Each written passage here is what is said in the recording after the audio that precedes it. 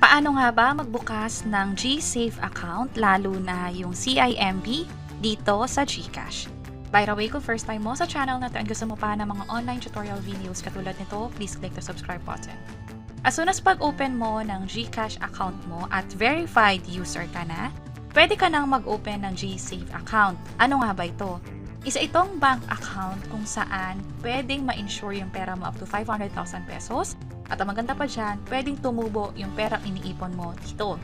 So, imbisa na sa GCash wallet mo siya, pwede mo siyang ilipat dito sa GSave mo. Mamimili ka kung Uno Digital Bank, Maybank, o CIMB, or sa BPI. This time, ang i-open natin ay itong sa CIMB. Possible makakuha ka ng error message na katulad nito. Kapag ganyan, i-tap mo lang yung okay. At hintayin mo lang na mag-open siya, pwedeng maghintay ng few minutes or few hours or possible another day.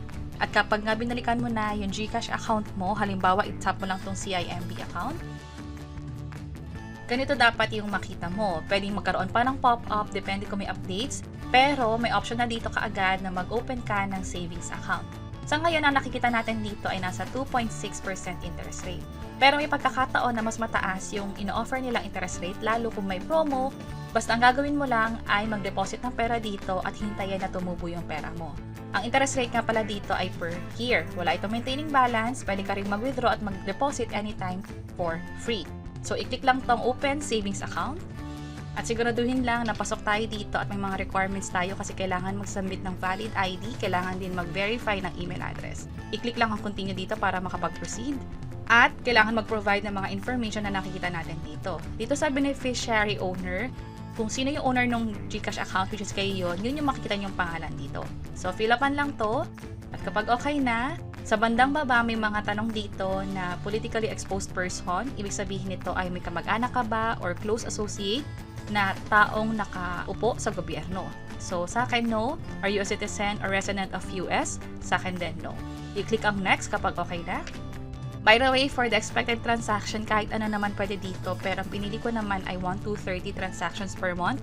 Hindi kasi yun naiisip ko na mangyari dun sa GSave account ko dito sa GCash. Click na natin tong next. At this time, i-review mo lang yung pin-provide mong information kanina. Kapag okay na, pag walang mali, pwede nang i-check itong I declare. And i-allow ko lang to para makapag-proceed tayo.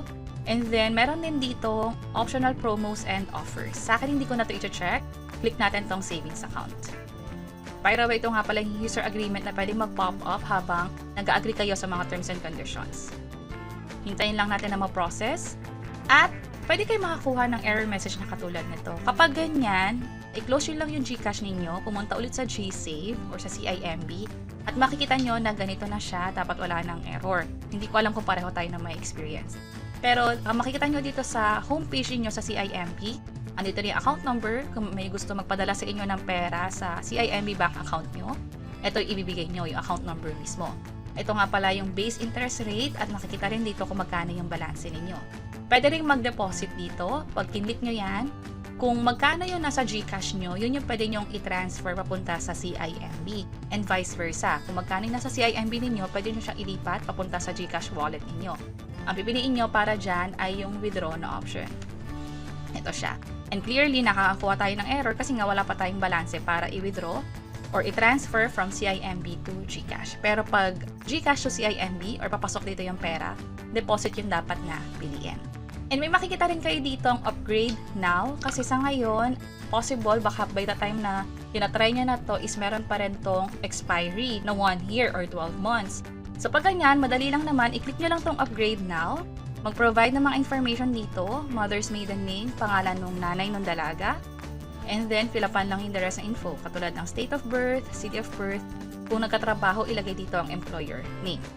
By the way, kapag nga pala nag-upgrade kayo, ito nga pala yung benefits niyan, yung savings account ninyo, wala nang deposit limit, hindi katulad ng sa GCash na may wallet limit up to 500,000 pesos, this time wala na.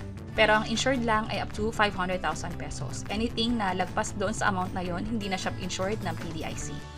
At katulad ng sabi natin kanina, permanent na to, wala nang expiry na 12 months. Katulad lang din kanina, sa PEP, no. And then, citizen ng US, no din.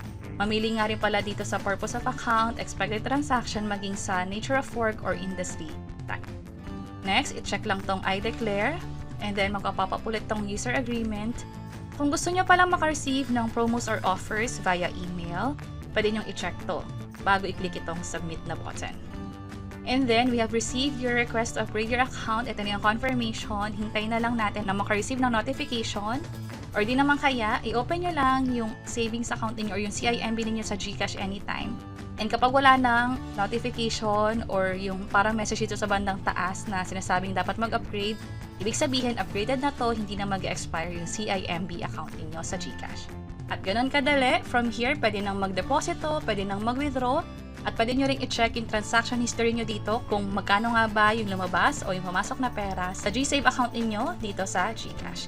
At sana nakatulong tong video na to. Kung mapakiclick ang like button at para sa iba't ibang mga tutorial videos, pwede nyo i-check ito nasa baba. Sana makatulong and see you sa next videos.